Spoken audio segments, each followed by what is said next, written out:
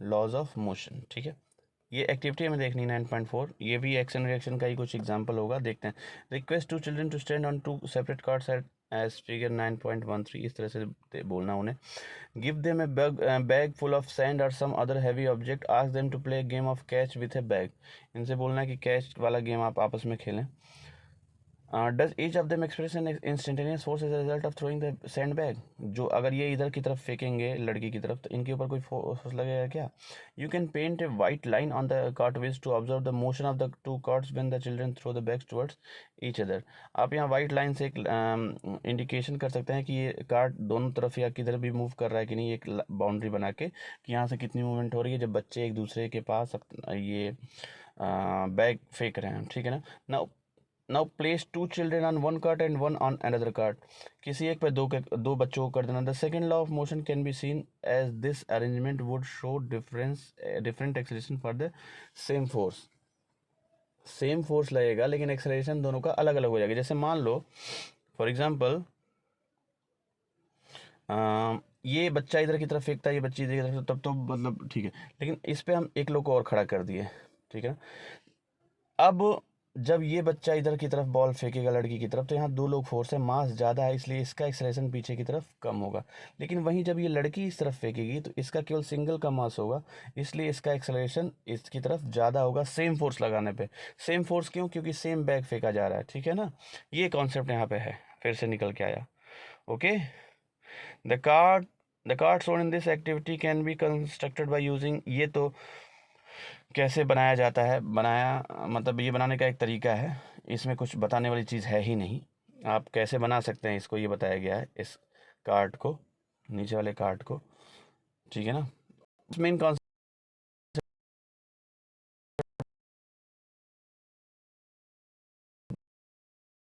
Symptom.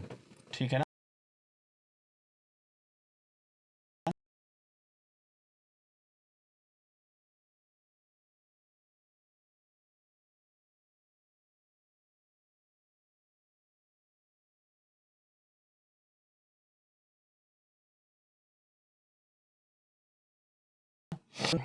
Suppose two objects with two balls A and B से, मतलब दो ball मान लो है और ए और बी से, of masses m A and m B are travelling in the same direction along a straight line at different velocities u A and u B.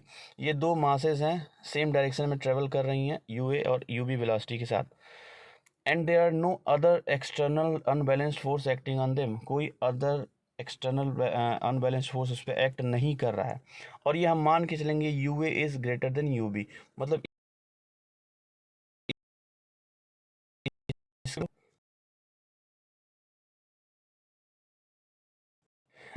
इससे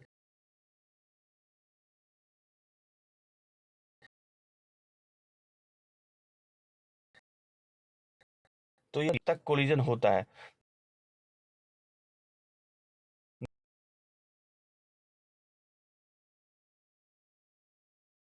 the बार एफ बी ए इस पे लगाएगा, दोनों एक दूसरे पे लगाएंगे ना।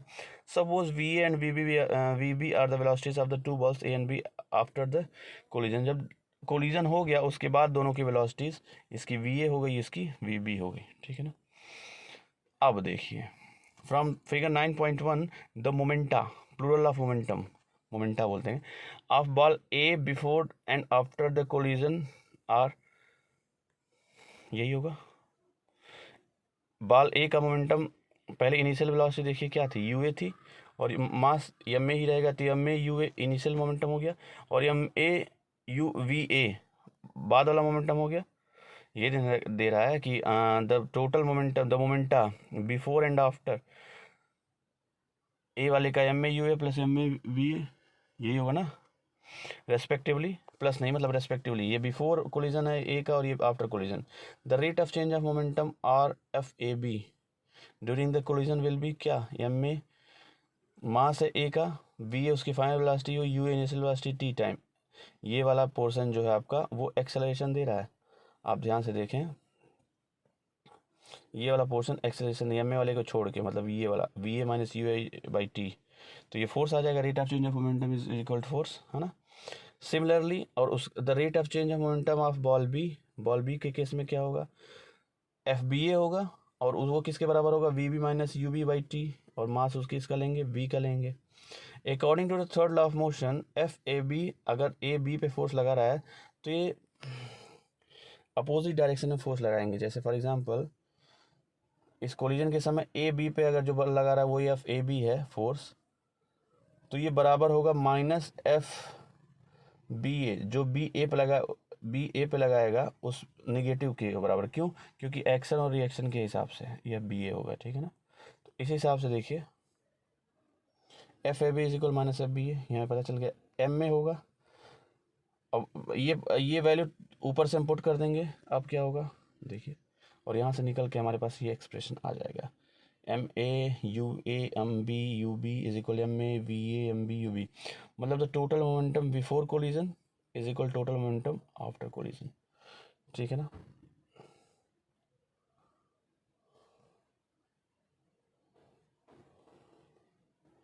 ठीक है,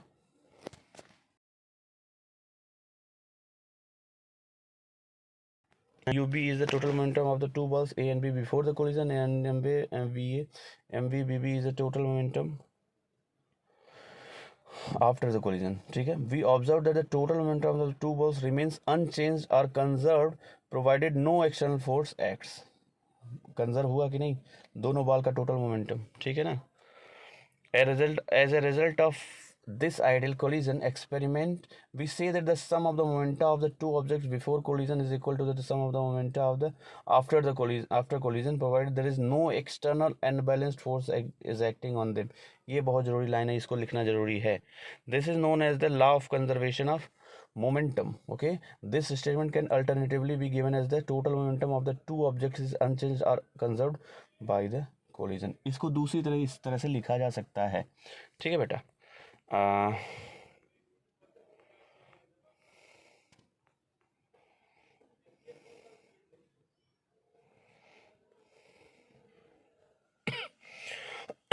अब दो एक्टिविटी देख लेते हैं फटाफट।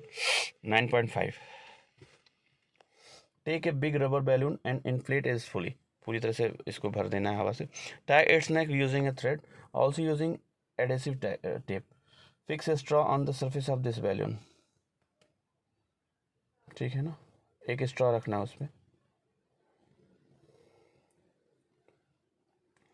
पास a thread through the straw and hold one end of the thread in your hand or fix it on the wall।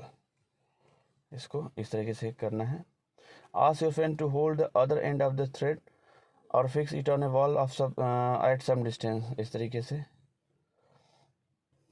This arrangement is known अच्छा shown है इस फिगर 9.15 में, देख लें। Now remove the thread tied on the neck of the balloon, let the air escape from the mouth of the balloon। इस thread को हटा देना है। Observe the direction in which the straw moves, straw किधर move करना है ये हमें देखना है, ठीक है ना बेटा। तो आप इससे क्या निकल के आएगा, कुछ नहीं निकल के आएगा, आप बताएंगे इसको। इसका कंक्लूजन मैं नेक्स्ट वीडियो में बताऊंगा, पहले इसको आप ऑब्जर्व करें क्या हो रहा है, या इसमें ये इस एक्टिविटी से कैसे हमें क्या पता चल रहा है, कंजर्वेशन कहीं हो रहा है कि नहीं हो रहा है, ठीक है ना। इस पूरी एक्टिविटी में कंजर्वेशन हो रहा है कि नहीं हो रहा है ये हमें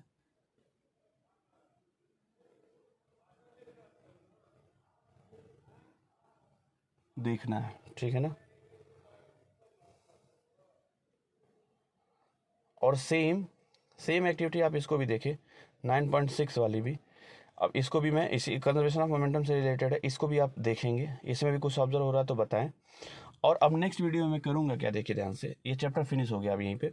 अब नेक्स्ट चैप्टर में मैं करूँगा ये 9.5 और 9.6 एक्टिविटी को एक्सप्लेन करूँगा। एंड आफ्टर दैट एक और वीडियो आएगी जिसमें मतलब दो वीडियो कॉन्जिक्यूटिव,